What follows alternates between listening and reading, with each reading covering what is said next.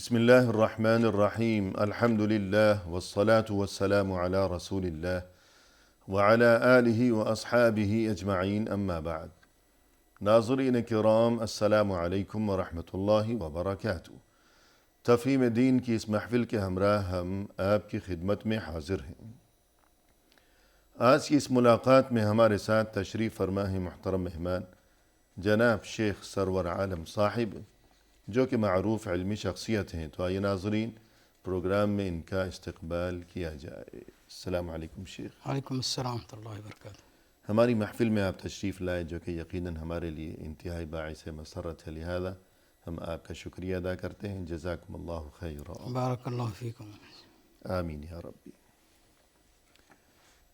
ناظرین، غالباً آپ کے ذہنوں میں ہوگی یہ بات کہ اس سے قبل گزشتہ ملاقات کے موقع پر انہی محترم مہمان کی معیت میں ہم نے ایک اہم ترین موضوع کے بارے میں گفتگو کی تھی، یعنی حج بیت اللہ۔ حج جو کہ اہم ترین عبادت ہے، جو کہ دین اسلام کے بنیادی ارکان میں سے ہے، اور حقیقت یہ ہے کہ حج ایسی عبادت ہے کہ جو تمام تر عبادات کا مجموعہ ہے، اور حج ایسی عبادت ہے کہ جس میں ہر عبادت کی خوشبو اور جھلک پائی جاتی ہے۔ آج کی اس ملاقات میں اسی سلسلے گفتگو کو آگے بڑھانے کی غرض سے آئیے ناظرین کرام اپنے محترم مہمان کی جانب رجوع کیا جائے۔ محترم، اس سے قبل گزشتہ نشست کے موقع پر حج بیت اللہ سے متعلق جو ضروری احکام ہیں، تفصیلات ہیں کہ حج کی تعریف، حج کے آداب، حج کی اہمیت وغیرہ وغیرہ، اور یہ کہ ارکان و واجبات اور ممنوعات احرام اور ان کا فدیہ، یہ تمام تر تفصیلات ہم آپ کی زبانی سن چکے ہیں۔ جزاکم اللہ خیرا۔ آج کی اس ملاقات میں ہم چاہیں گے آپ سے کہ جو مناسک حج ہیں، یہ معاملہ کچھ ایسا ہے کہ انسان جب تک خود سفر حج نہ کرے تو کچھ اس کی سمجھ میں بات آتی نہیں۔ جی تو ذرا آپ ایسا نقشہ کھینچ دیجئے 8 تاریخ سے شروع کر کے کہ گویا ہر سننے والا وہ آپ کے ساتھ ساتھ چل رہا ہے۔ تو حج کے اعمال اس بارے میں ارشاد فرمائیے گا۔ تو اب پہلے تو یہاں سے شروع کریں گے جی، کہ جیسے میقات پر پہنچ گیا صحیح، تو وہاں غسل کرے، جی خوشبو لگانا تو اپنے بدن میں، سر میں لگائے، جی، احرام کا کپڑا باندھے، اس کے بعد پھر وہ جو حج کرنا چاہتا ہے اس کی نیت کرے۔ صحیح۔ اب نیت کرنے کے بعد پھر جیسے کہ اگر حج تمتع کرنا چاہتا ہے، بہت سے لوگ پہلے نیت کر لیتے ہیں۔ پہلے نیت نہیں کرنا چاہیے، صحیح ہے۔ میقات ہی پر نیت ہونی چاہیے۔ جی، یہ اور بات ہے کہ احرام وہ کہیں پر بھی پہن سکتا ہے، ٹھیک ہے، احرام کے کپڑے، صحیح ہے، اس میں کوئی حرج نہیں ہے، جی، لیکن نیت میقات ہی سے ہونی چاہیے۔ صحیح ہے، کیونکہ اگر پہلے نیت کر لی تو نیت درست ہو جائے گی، لیکن اس میں 2 قباحت ہیں۔ ایک قباحت یہ کہ اس نے خود کو پہلے ہی پابند کر لیا۔ جی جو احرام کی پابندیاں ہیں، ممنوعات احرام، تو خود کو پہلے ہی قبل از وقت پابندی میں ڈال دینا، یہ کوئی مناسب بات نہیں ہے۔ اور دوسری قباحت یہ کہ اتباع سنت کے ثواب سے وہ محروم رہ گیا، جی کہ رسول اللہ صلی اللہ علیہ وسلم نے میقات پر پہنچ کر ہی نیت کی، جی اور میقات پر پہنچنے کے بعد بھی آپ صلی اللہ علیہ وسلم نے سواری پر بیٹھ جانے کے بعد نیت کی۔ تو ان تمام باتوں کا انسان اگر خیال رکھے تو اتباع سنت جو ہے یہ انسان کے لیے باعث خیر و برکت بھی ہے اور موجب اجر و ثواب بھی ہے۔ جی تو وہیں پہنچ کر نیت کرے، بلکہ سواری پر بیٹھ جانے کے بعد نیت کرے۔ بلکہ امام مالک رحمۃ اللہ علیہ کے بارے میں آتا ہے جی کہ کسی شخص نے جا کر کے ان سے پوچھا جی، کہ میں حج یا عمرہ کے لیے نکلوں تو کہاں سے احرام باندھوں؟ صحیح ہے، تو کہا من حیث احرم رسول اللہ صلی اللہ علیہ وسلم، صلی اللہ علیہ جہاں سے رسول اللہ صلی اللہ علیہ وسلم نے احرام باندھا ہے جی، وہاں سے تم بھی نیت کرو، یعنی میقات، میقات سے۔ صحیح تو کہا کہ اگر میں اس سے دور سے باندھوں، جی، یعنی پہلے سے، اس سے پہلے سے، جی اس کا قصد یہ تھا کہ مدینہ شہر سے، جی ہاں، مسجد نبوی سے، صحیح، تو کہا کہ نہیں کرو ایسا۔ کہا کہ کیوں نہ کریں؟ یہ تو ایک کچھ میل ہیں جو ہم زیادہ کر رہے ہیں. جی ہاں، معمولی سا فاصلہ ہے. جی 1 میل ہے. جو کہا کہ نہیں، اللہ تعالیٰ نے قرآن مجید میں کیا فرمایا ہے جی کہ رسول اللہ صلی اللہ علیہ وسلم کی مخالفت کرنے سے ڈرو، صحیح. ورنہ کہ تم کہیں فتنے میں پڑ جاؤ یا کوئی عذاب علیم تم کو ہو جائے. فَلْيَحْذَرِ الَّذِينَ يُخَالِفُونَ عَنْ أَمْرِهِ أَن تُصِيبَهُمْ فِتْنَةٌ أَوْ يُصِيبَهُمْ عَذَابٌ علیم. یہ آیت پڑھ دی. سبحان اللہ. جی ہاں دوسرا یہ ہے کہ شیخ سنت کے اتباع ہی میں خیر ہے، بالکل. وہی توسط ہے، وہی میانہ روی ہے. آج کل لوگوں کے دلوں کے اندر غلط مفہوم آ گیا ہے جی کہ وہ سنت جو ہے یہ سمجھتے ہیں کہ اس کے اندر تشدد ہے. ایسی بات نہیں ہے. ایسی بات اور نہیں. حج کرنے کیوں چلا ہے؟ جی اسی شوق میں تو چلا ہے کہ اللہ کی رضا نہیں، اللہ حاصل کے ہو جائے، اور اللہ کی رضا حاصل کرنے کے لیے ضروری ہے کہ اتباع سنت ہو. اللہ کے رسول صلی اللہ علیہ وسلم نے فرمایا اپنے نفس کی منمانی پہ بعثت چلیں گے تو بالحنفیۃ السمحہ. صحیح ہے. جی اللہ کے رسول نے فرمایا ہے کہ ہم تو ایسی شریعت جو نرم شریعت ہے، جی جس میں سہولت ہے، جو سہولت والی ہے، اس کو دیکھ. تو اللہ کے رسول صلی اللہ علیہ وسلم جو شریعت لے کر کے آئے وہ پوری شریعت ہی توسط اور میانہ روی ہے. ما خیر رسول اللہ صلی اللہ علیہ وسلم بین امرین الا اختار ایسرہما. جی سختی، آپ صلی اللہ علیہ وسلم تو خود نرم کام کو اختیار کیا کرتے. جی تشدد اور سختی تو وہ ہوگی جب آپ زیادہ کریں یا کم کریں شریعت کے اوپر. تو میقات سے احرام باندھا، نیت کی ہے سوار ہو جانے کے بعد، اس کے بعد آگے بڑھے تلبیہ کہتے ہوئے جی مکہ پہنچے. جی فرمائیے. تو اب زیادہ سے زیادہ وہ تلبیہ پڑھے جی ہاں اور ذکر و اذکار میں لگا رہے. جب وہ مکہ پہنچا تو اس کے بعد طواف شروع کر دے. جی طواف قدوم، طواف قدوم یعنی پہلا طواف. جی بعض لوگ ہوتے ہیں کہ پہلے پہنچتے ہیں نمازیں پڑھنے لگتے ہیں، صحیح ہے. جبکہ نماز نہیں، وہی پہلے ہی طواف ہے. داخل ہاں فرض نماز ہو رہی ہے جماعت، جی وہ الگ بات. ہاں جی صحیح. تو یہ پہلا طواف قدوم، اس کی ابتدا ہو گئی حجر اسود سے. تو اس بارے میں مزید کچھ خاص احکام ہیں؟ جی طواف حجر قدوم اسود سے اس کا استلام اگر کر سکتا ہے کرے، تقبیل کر سکتا ہے کرے، نہیں تو اشارہ کر کے وہاں سے شروع کر دے.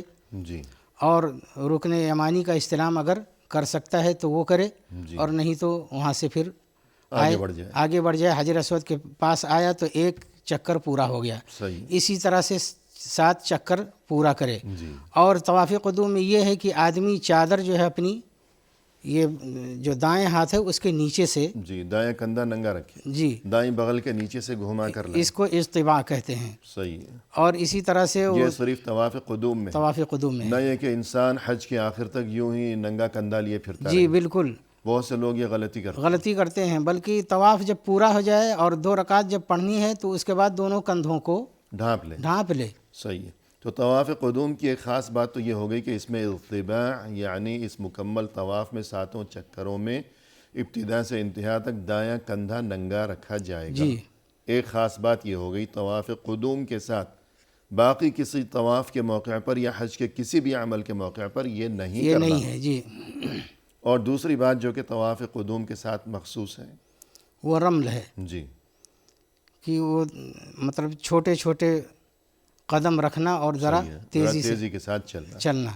یہ صرف پہلا طواف قدوم کے بھی 7 چکروں میں سے صرف پہلے 3 چکروں میں جی رمل کیا جائے گا. جی نہ یہ کہ، اور وہ بھی اس وقت کیا جائے گا اگر بسہولت ہو، گنجائش ہو. جی نہ اپنے آپ کو ٹھوکر لگنے کا اندیشہ ہو، نہ کسی دوسرے کو ٹھوکر مارنے کا اندیشہ ہو. بالکل. تو اگر ایسی گنجائش موجود ہو تو صرف طواف قدوم کے صرف پہلے 3 چکروں میں یہ رمل کیا جائے گا، باقی کسی طواف میں نہیں. تو اب یہ طواف ہو گیا، پھر سعی ہو گئی. اور اگر متمتع ہے تو اس نے حرام کھول دیا سعی کے بعد، بال کٹوانے کے بعد یا منڈوانے کے بعد، اب وہ آزاد ہو گیا. اگر قارن ہے تو وہ مسلسل حالت حرام میں ہے، اور اگر کوئی مفرد ہے وہ تو ابھی پہنچا ہے. اب اس کے بعد زندگی بسر کی جا رہی ہے کب تک؟ 8 ذوالحجہ تک. جی اب 8 ذوالحجہ سے اصل حج شروع ہوگا. کیا ہوگا، کیسے ہوگا؟ جی 8 حج کو وہ پھر نیت کرے گا. جی حج کی نیت کرے گا. صحیح. احرام میں آ جائے گا. اس کے بعد مکہ سے وہ مینا کی طرف روانہ ہو جائے گا. جی یہ 8 ذوالحجہ کو سبھی حاجی جو کہ مکہ میں ہی پہنچے ہوئے ہیں تو یہ احرام کہاں سے باندھیں گے؟ میقات پہ جائیں گے پھر یا کیا؟ نہیں ادھر ہی سے جہاں ٹھہرے ہوئے جہاں ہیں ٹھہرے مکہ ہوئے میں، وہیں سے سے، حرام جی باندھیں گے بالکل، اور روانہ ہو جائیں گے کہاں؟ مینا کی طرف، مینا کی جانب روانہ ہو جائیں جی گے 8 ذو الحجہ کو فجر کے بعد ظہر سے پہلے کسی بھی وقت میں۔ جی۔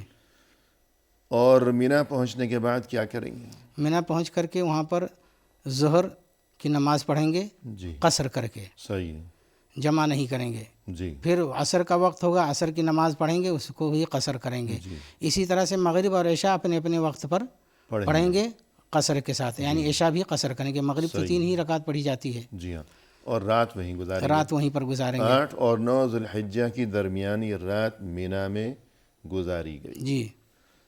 اب 9 ذو الحجہ کی صبح ہو گئی، حاجی تو سب مینا میں ہیں، اب کیا کریں گے؟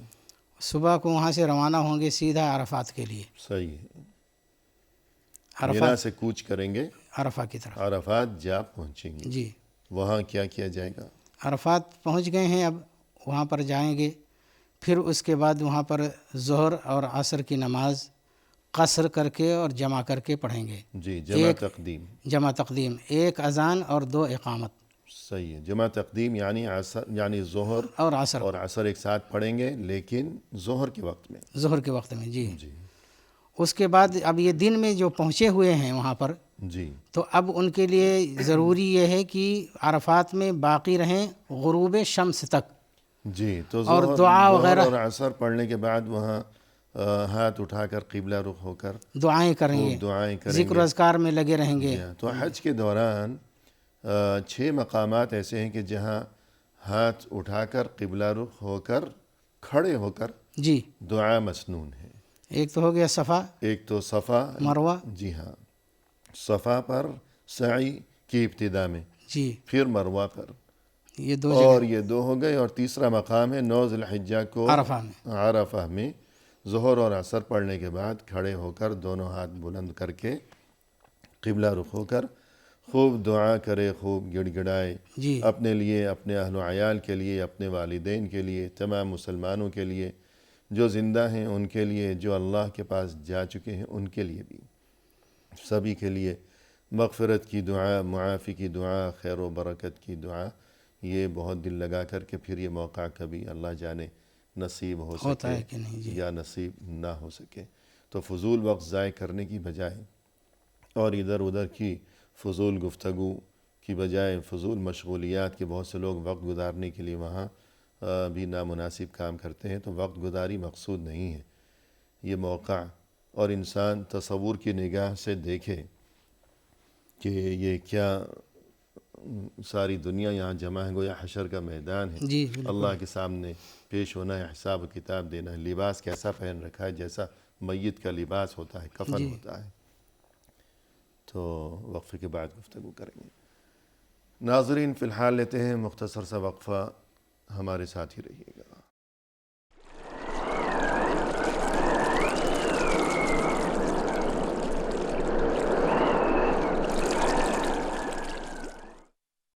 محترم ناظرین، وقفے کے بعد ہم حاضر خدمت ہیں۔ آئیے سلسلہ گفتگو کو آگے بڑھایا جائے محترم مہمان کی زبانی۔ شیخ، وقفے سے قبل گفتگو یہ چل رہی تھی، سفر حج بالخصوص اعمال حج کے یوں نقشہ منظر کشی کر دی جائے کہ گویا انسان تصور کی آنکھ سے دیکھ رہا ہے کہ حج کس طرح کیا جا رہا ہے۔ تو 8 تاریخ کو یعنی 8 ذو الحجہ کو صبح مینا سے روانہ ہوئے، مکہ سے روانہ ہوئے، احرام باندھ کر مینا پہنچے۔ یہ 8 ذو الحجہ کا دن اور اس کے بعد جو رات ہے یہ مینا میں گزاری ہے۔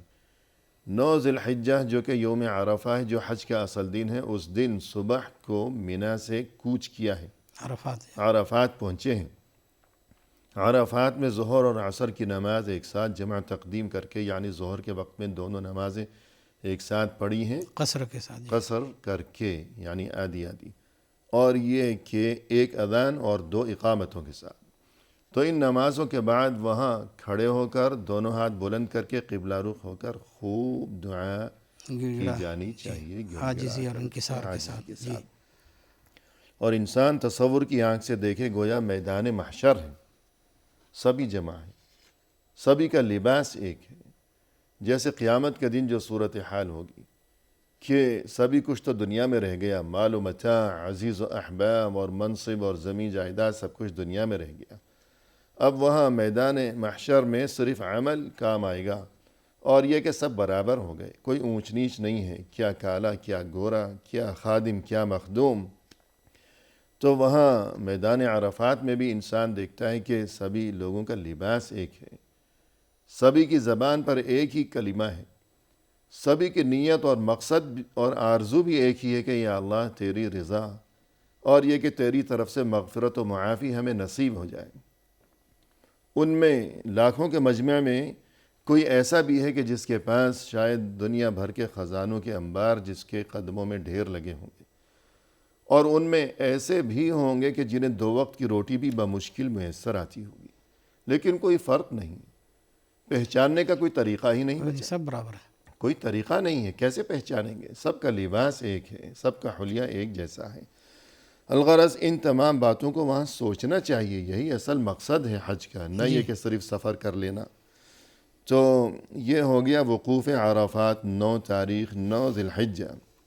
اس کے بعد آگے بڑھائیے۔ جی یہاں پر ایک بات اور بھی حجاج کرام کو خیال رکھنا چاہیے وہاں پر، جی کہ جو وہاں کا منظر ہوتا ہے اس دن اللہ تعالیٰ کو وہ منظر بہت ہی پسند ہے، سبحان اللہ۔ اور فرشتوں سے کہتا ہے کہ یہ میرے بندے کس لیے جمع ہوئے ہیں، کس لیے آئے ہوئے ہیں۔ جی اور پھر اس کے بعد جو بات چیت ہوتی ہے فرشتوں سے تو اللہ تعالیٰ فرماتا ہے کہ میں نے ان کے لیے ان کی بخشش کر دی۔ سبحان اللہ۔ تو آدمی کو یہ سوچنا چاہیے کہ ہم یہ جمع ہیں، اللہ تعالیٰ دیکھ رہا ہے اس منظر جی کو، بالکل، بلکہ اللہ یہ بھی فرماتا ہے کہ جاؤنی شعثاً شعثاً غبراً، غبراً، نعم، کہ ان کے بکھرے بال دیکھو، ان کی ویران آنکھیں دیکھو، اور ان کا غبار آلود جسم دیکھو، یعنی یہ سب منظر بالکل اللہ کی نظر میں ہے۔ نظر میں ہے۔ تو آدمی کو خود سوچنا چاہیے اور اس کے مناسب اپنے حال کو اور بھی زیادہ جی بالکل، بنانے کی کوشش کرنی جی عاجزی انکساری پیدا کرے، دعا کرے، گڑ گڑائے، روئے۔ جیسے کہ رسول صلی اللہ علیہ وسلم دعا میں یہ الفاظ بھی کہا کرتے تھے بعض اوقات کہ اللہم انک تعلم مکانی وتعلم سری وعلانیتی، کہ یا اللہ تو مجھے دیکھ ہی رہا ہے، دیکھ لے میرا حال، دیکھ لے میری بے بسی، میری بے چارگی۔ تو انسان کو یہ تمام جذبات خود پر طاری کرنے چاہیے کہ یا اللہ تو مجھے دیکھ رہا ہے، میرے بکھرے بال دیکھ، میرا اجڑا حلیہ دیکھ، میرے غبار آلود میرا لباس، میرا جسم دیکھ، میری بے چارگی دیکھ، میں گھر سے بے گھر، وطن سے بے وطن تیری خاطر۔ جی یا اللہ تو مجھ پہ رحم فرما دے، مجھے معاف فرما دے، تو بہت بخشنے والا ہے، مہربان ہے، جی تیرے خزانوں میں کوئی کمی نہیں ہے۔ تو ان تمام جذبات کو سوچنا چاہیے کہ اگر اس دن بھی یہ کام نہیں کریں گے تو پھر آئے کس لیے؟ کس دن کریں گے؟ کب کریں گے؟ پھر آئے کس لیے؟ کیا کرنے کے لیے آئے؟ کہیں اور چلے جاتے گھومنے؟ جی بالکل۔ اور تو جی ہاں، تو اس دن یہ تمام معاملات انسان پہلے سے نیت کر کے سوچ کے رکھے کہ ایسا کرنا ہے انشاءاللہ۔ اس کے بعد 9 تاریخ کو وہاں قیام کیا گیا ہے میدان عرفات میں غروب آفتاب۔ جی پھر اس کے بعد آگے غروب آفتاب کے بعد وہاں سے پھر چلے گا مزدلفہ۔ صحیح، مغرب نہیں مغرب وہاں نہیں پڑے گا۔ جی مزدلفہ پہنچ گیا، اب اسی وقت وہاں پر مغرب اور عشاء کی نماز جمع تاخیر کر کے صحیح ہے۔ پڑھے گا۔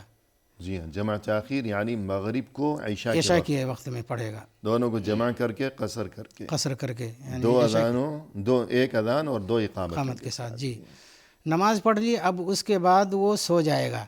یہاں پر کوئی یہ نہیں ہے کہ جا کر کے کوئی عبادت کرے، ذکر و اذکار کوئی کرے، کام نہیں، کوئی کام نہیں ہے۔ صحیح ہے، یہ وہاں پر سو جانا ہے صرف، اور یہی عبادت ہے، کیونکہ سنت کی پیروی ہی کے اندر وہی عبادت ہے۔ بالکل بے شک۔ اب وہ سو گیا، اس کے بعد فجر کے وقت فجر کی نماز باجماعت پڑھے گا۔ جی یہ فجر ہو گئی 10 ذو الحجہ کی، جی 10 ذو الحجہ، صبح ہو گئی۔ جی فجر کی نماز وہیں پر پڑھے گا۔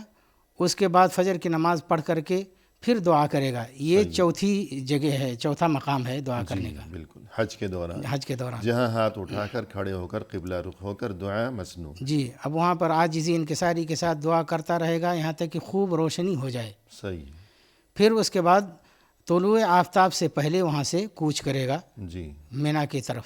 صحیح ہے، مینا سے گویا یہ واپسی کا سفر ہے۔ جی واپسی کا 9 تاریخ کی صبح کو مینا سے آگے گئے تھے عرفات کی جی جانب، اب یہ عرفات سے مینا کی طرف واپسی کا سفر ہے. جی درمیان میں رات گزاری ہے مزدلفہ میں. اب صبح پھر واپسی کا سفر آگے بڑھاتے ہوئے واپس پیچھے مینا کی طرف آ رہے ہیں. جی یہ 10 ذوالحجہ کی صبح کو چل دیے مزدلفہ سے مینا کی جانب. کہاں جائیں گے, کیا کریں گے؟ مینا گئے, اس کے بعد سیدھا جائیں گے جو بڑا شیطان ہے جی جمرہ کبریٰ جس کو کہتے ہیں, صحیح ہے. وہاں پر جا کر کے 7 کنکریاں اس کو ماریں گے. جی ہر کیسے معلوم ہوگا کہ یہ بڑا جمرہ یہ ہے؟ وہ بڑا جمرہ جو سب سے آخر میں مکہ کی طرف. جی ہاں, یعنی ہم تو آ رہے ہیں مینا کی طرف سے, جی تو مینا کی طرف سے وہ سب سے آخر میں ہے, سب سے دور, سب سے دور ہے, مکہ سے قریب ہے, اور مکہ کی طرف سے وہ سب سے پہلا ہے. پہلا ہے. جی جی صحیح ہے. اس کو یعنی ہم اس دن 10 تاریخ کو پہلا جمرہ چھوڑیں گے, دوسرا جمرہ چھوڑیں گے, سیدھا تیسرے پر پہنچیں گے. جی وہاں رمی کریں گے. رمی کریں گے یعنی کنکری کنکر ماریں گے. کنکر ماریں گے. کنکریاں مارتے وقت اللہ اکبر کہیں گے. جی صحیح ہے. اب وہاں پر کچھ اور نہیں کرنا ہے, جی ہاں, واپس آ جانا, واپس آ جانا ہے اپنی اقامت گاہ میں, مینا میں, خیمے میں آ گئے. خیمے میں آ گئے. صحیح ہے. مینا میں پھر اب جو ایام تشریق کی جو راتیں ہیں وہاں پر گزاریں گے. جی واپس آئیں گے تو بال وغیرہ منڈوائیں گے جی اسی دن 10 تاریخ جی کو. جی رمی کر کے آئے ہیں تو اس کے بعد بال منڈوائیں گے, بال منڈوائیں گے. جی اور جس کے ذمہ قربانی ہے وہ قربانی قربانی کرے گا. اور پھر اسی دن کیا طواف کیا جائے گا؟ افاضہ کرے گا. طواف افاضہ. فَإِذَا أَفَضْتُم مِّنْ عَرَفَاتٍ فَاذْكُرُوا اللَّهَ عِندَ الْمَشْعَرِ الْحَرَامِ. أَفَضْتُم تو گویا یہ طواف افاضہ ہو گیا. طواف زیارت بھی اسی کا نام ہے, طواف حج بھی جی اسی کا نام ہے.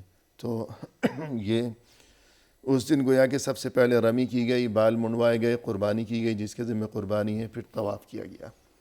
یہ 10 تاریخ کا دن گزر گیا, اور یہ دن اہم ترین ہے. جی سب سے زیادہ کام, سب سے زیادہ مصروفیات, سب سے زیادہ اعمال, ذمہ داریاں, بھاگ دوڑ, ادھر ادھر آمد و رفت, نقل مکانی, جو کچھ بھی ہے سب سے اہم ترین دن یہی ہے. اس کے بعد اچھا, یہاں پر یہ بھی ہے کہ ان اعمال میں اگر ترتیب کوئی الٹ پلٹ ہو جائے, صحیح ہے. جو 10 تاریخ کے اعمال ہیں, جی ہاں. جیسے کہ رمی ہے یا کہ حلق ہے یا قربانی ہے, جی اگر اس میں آگے پیچھے کچھ ہو جائے تو کوئی حرج نہیں ہے, گنجائش ہے. گنجائش ہے اس میں. ترتیب کا خیال رکھنا اچھا ہے. جی لیکن اگر کسی وجہ سے کہ آج کل تو رش بھی بہت ہے اور نہ جانے کس کو جگہ کہاں ملی ہے, جی کوئی جانا چاہتا ہے طواف کے لیے تو راستہ کھلا ہے یا بند ہے, کوئی کمزور ہے, بیمار ہے, تھک گیا ہو. جی ہاں, تو یہ کام انجام دینے ہیں. ترتیب کا خیال رکھے تو اچھا ہے, ورنہ اگر خیال نہیں رکھ سکا تو کوئی حرج نہیں. کوئی حرج نہیں. اب اس کے بعد کے جو دن ہیں 11-12 میں پھر وہ زوال کے بعد, یعنی کہ جب ظہر کا رہے گا وہیں مینا میں, رات مینا میں گزارے گا. رات وہیں دن گزارنا بھر ادھر ادھر آتا جاتا رہا تو کوئی بات نہیں, جی, لیکن رات مینا میں گزارے گا. اور کام کیا کرے گا؟ کام یہی کرے گا کہ وہاں پر وہ جو نمازیں ہوں نماز پڑھے گا, ذکر و اذکار میں لگا رہے گا. صحیح ہے. اور دن میں جو ہے وہ تینوں جمرات کو رمی کرے گا. جی, اور ان کا وقت ہے کہ ظہر کا وقت جب داخل ہو جاتا ہے اس وقت سے شروع ہوتا ہے. جبکہ پہلے دن یعنی 10 تاریخ کو صبح مزدلفہ سے پہنچتے ہی رمی کرے گا. جی, باقی 2 دنوں میں 11-12 اور اگر کوئی 13 کو بھی رہنا چاہے تو زوال کے بعد سے رمی شروع کی جائے گی. جی, اس سے پہلے نہیں. جی, تو کیسے رمی, کیا رمی کی جائے گی, کن جمرات کی رمی کی جائے گی ان باقی دنوں میں؟ جی, سب سے پہلے جو جمرۃ صغریٰ ہے, جی, پہلا جمرہ مینا کی طرف سے. جی, مینا کی طرف سے پہلا ہے, اس کو 7 کنکریاں مارے گا. جی, اللہ اکبر کہے گا ہر کنکری کے ساتھ. پھر تھوڑا سا ہٹ کر کے وہاں پر دعا کرے گا. جی, یہ 5ویں جگہ ہے, پانچویں جگہ ہو گئی کہ جہاں دعا کرنے کے ہاتھ اٹھا مسنون ہے کھڑے ہو کر. جی, صحیح ہے. پھر اس کے بعد جائے گا جو بیچ والا جمرہ ہے, جی, اس کو کنکریاں مارے گا, 7 کنکریاں, ہر کنکری کے ساتھ اللہ اکبر کہے گا. جی, اس کے بعد تھوڑا ہٹ کر کے وہاں پر کھڑا ہو کر کے پھر دعا کرے گا. جی, یہ قبلہ رخ ہو کر کے. یہ 6ٹھی جگہ ہے, اور یہ 6 جگہیں ہیں جہاں پر یہ 6ٹھی اور آخری جگہ ہو. جی, صحیح ہے. پھر آگے بڑھے گا تیسرے جمرے کی طرف. تیسرے جمرے کی طرف اس کو کنکریاں مارے گا, وہاں پر دعا نہیں کرنا ہے. جی, وہاں نہ کھڑا ہوگا نہ دعا کرے گا, کچھ بھی نہیں کرے گا, کنکریاں مارے گا اور وہاں سے چل دے گا. تو یہ 11 تاریخ کو بھی یہی عمل کیا جائے گا, 12 کو بھی یہی عمل اسی طرح دہرایا جائے گا. اور اگر کوئی 13 کو بھی وہاں رہنا چاہے, اگر 12 کو نکلنا چاہے تو 12 کو غروب آفتاب سے پہلے نکل جائے. جی, اور اگر غروب آفتاب کے بعد وہیں رہا تو اب 13 کو بھی اس کو یہی رہنی اسی طرح کرنی پڑے گی. تو اس کے بعد آخری چیز رہ گئی طواف وداع. جی وہ سفر کے بالکل آخر میں جی کہ جب سامان وغیرہ باندھا جا چکا، پیکنگ ہو گئی، سب کچھ ہو گیا اور بالکل تیاری ہے، تو جس طرح آخری وقت میں الوداع کیا جاتا ہے، الوداعی ملاقات کی جاتی ہے کہ فرض کیجئے کہ اگر ہمارے گھر کوئی مہمان آیا ہو تو اپنی مجلس میں بیٹھے ہیں یا گھر کے اندرون حصے میں کہیں بھی بیٹھے ہیں تو وہیں سے کھڑے ہو کر اس کو یہ کہ بغل گیر ہو گیا، الوداع کہہ دیا، ایسا نہیں ہوتا، بلکہ آخری جو دروازہ ہے جہاں تک جا سکتے ہیں تو وہاں الوداع کیا جاتا ہے. تو اسی طرح جو یہ حج کا سفر ہے یا عمرے کا، تو آخری لمحات میں طواف وداع کیا جائے گا. اور سفر حج کے حوالے سے ایک یہ بات بھی بیان کرنا مقصود ہے کہ جو اس دوران مدینہ منورہ روانگی ہے، مسجد نبوی کی زیارت ہے، تو کیا اس کا تعلق مناسک حج سے ہے یا یہ محبت و عقیدت کا معاملہ ہے؟ جی اس بارے میں آپ کیا فرمائیں گے؟ اس کا زیارت مدینہ یا زیارت مسجد نبوی کا تعلق حج سے تو بالکل نہیں ہے. جی صحیح ہے، یعنی اگر کوئی مدینہ نہیں گیا تو حج اس کا مکمل ہے، یعنی سفر مدینہ کا حج سے کوئی تعلق نہیں. جی لیکن محبت و عقیدت کے لحاظ سے اگر کوئی وہاں جاتا ہے جی تو جانا چاہیے، بالکل جانا چاہیے. اور مسجد نبوی کی زیارت مسنون ہے، بالکل. اور وہاں سلام پڑھے رسول اللہ صلی اللہ علیہ وسلم پر، اور پھر یہ کہ خلیفہ اول خلیفہ دوم ابو بکر رضی اللہ عنہ، عمر رضی اللہ عنہ، پھر جو شہدائے احد ہیں وغیرہ وغیرہ اور بقیہ.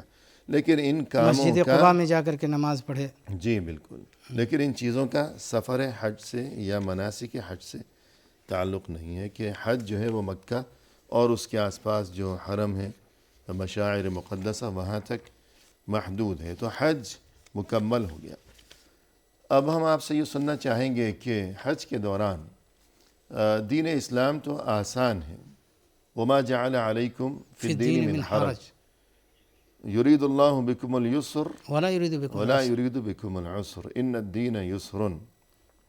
تو ان نصوص اور آیات و احادیث کے حوالے سے ہم آپ کی زبانی سننا چاہیں گے کہ بلا وجہ حج کے دوران خود کو مشقت میں ڈالنا یہ کیسا ہے، تو یہ وقفے کے بعد سنیں گے. جی ناظرین فی الحال لیتے ہیں مختصر سا وقفہ، ہمارے ساتھ ہی رہیے گا.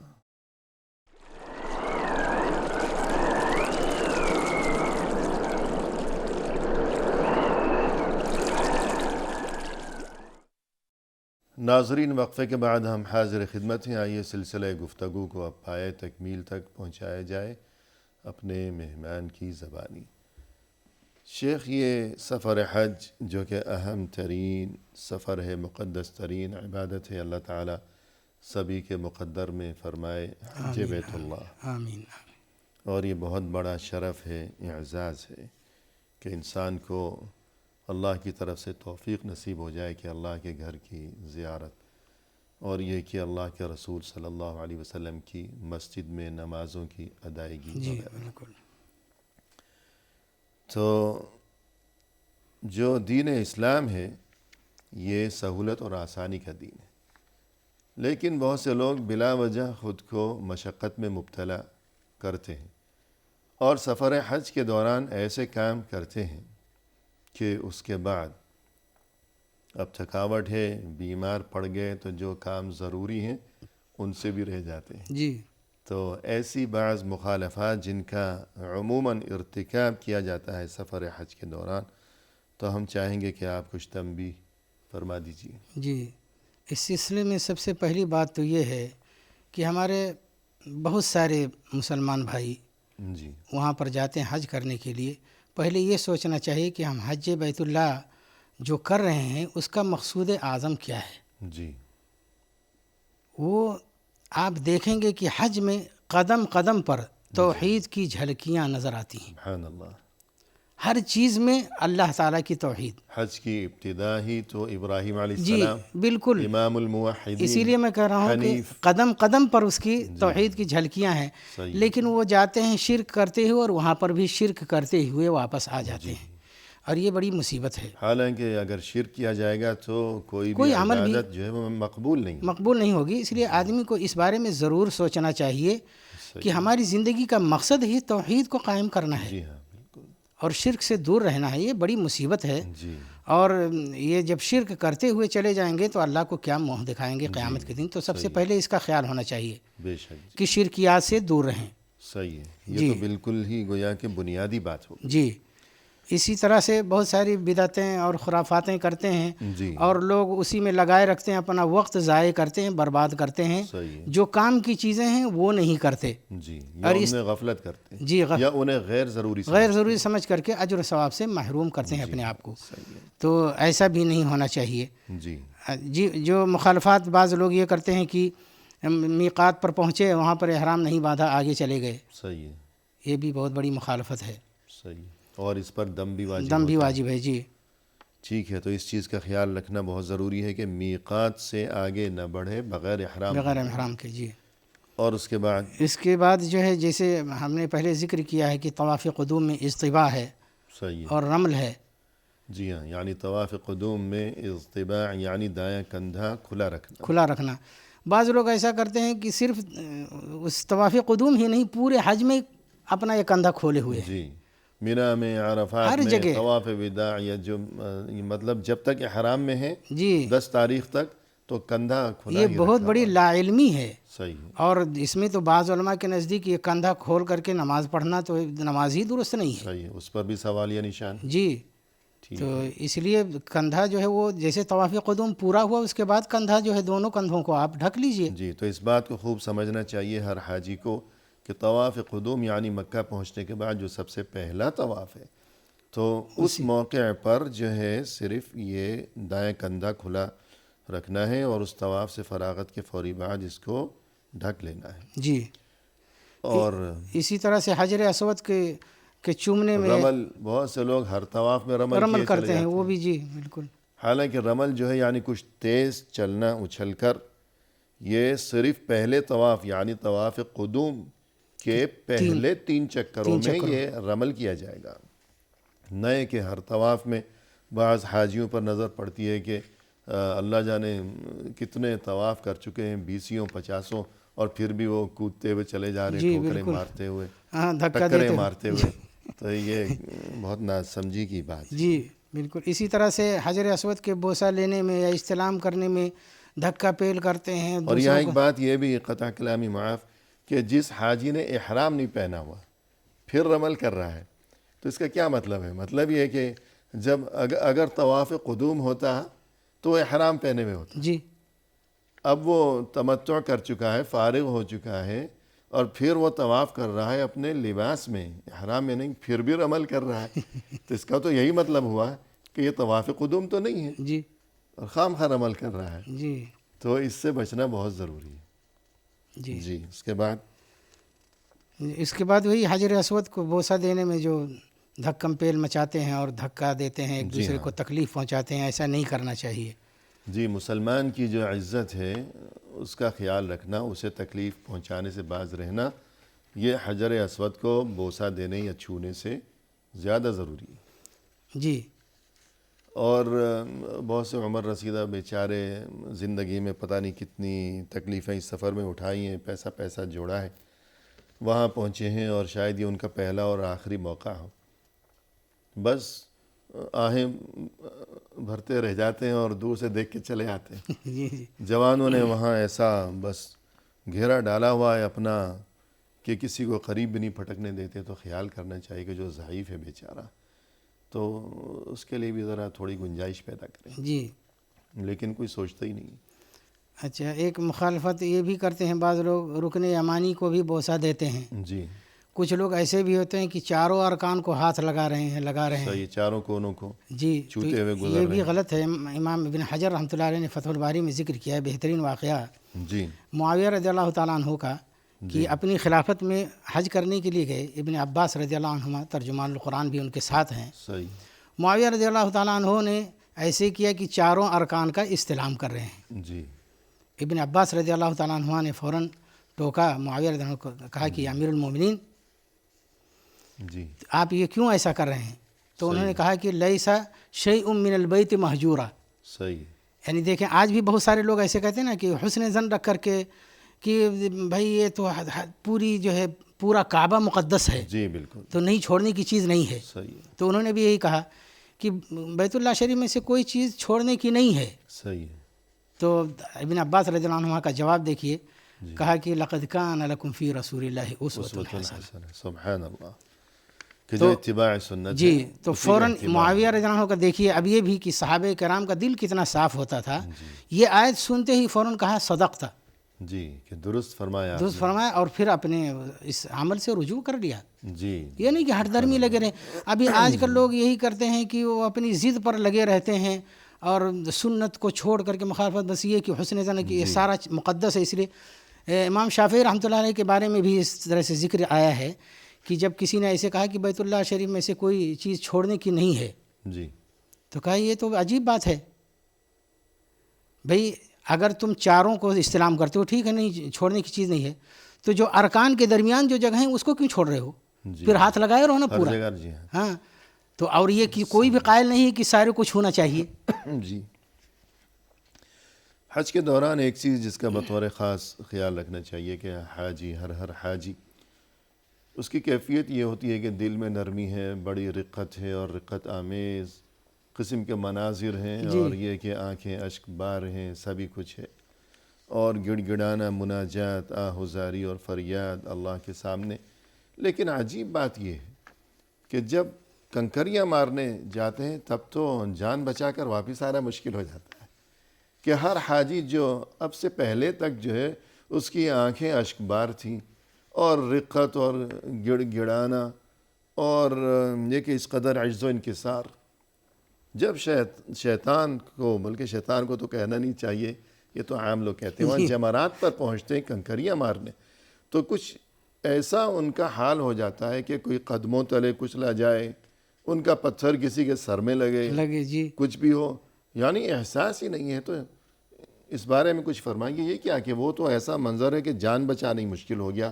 تو تھوڑی دیر پہلے تک تو سب رو رہے تھے, جی اب کیا ہو گیا کہ جان لینے کے در پہ ہو گئے. جی. بعض لوگ گالیاں دے کر کے, عبادت ہے, وہ جمرات کو مارتے ہیں, گالیاں دے رہے ہیں, جوتے پھینک کر کے مار رہے ہیں, بڑے بڑے ڈنڈے پتھر مار رہے ہیں. جی. یہ بھی فکر نہیں کہ اگر کسی دوسرے کے سر میں لگ جائے. اور پھر اس قدر دھکم پیل ہے اور یوں ایک دوسرے کا ہاتھ پکڑ کے چلتے ہیں, جو درمیان میں کچلا گیا تو بس کچلا گیا.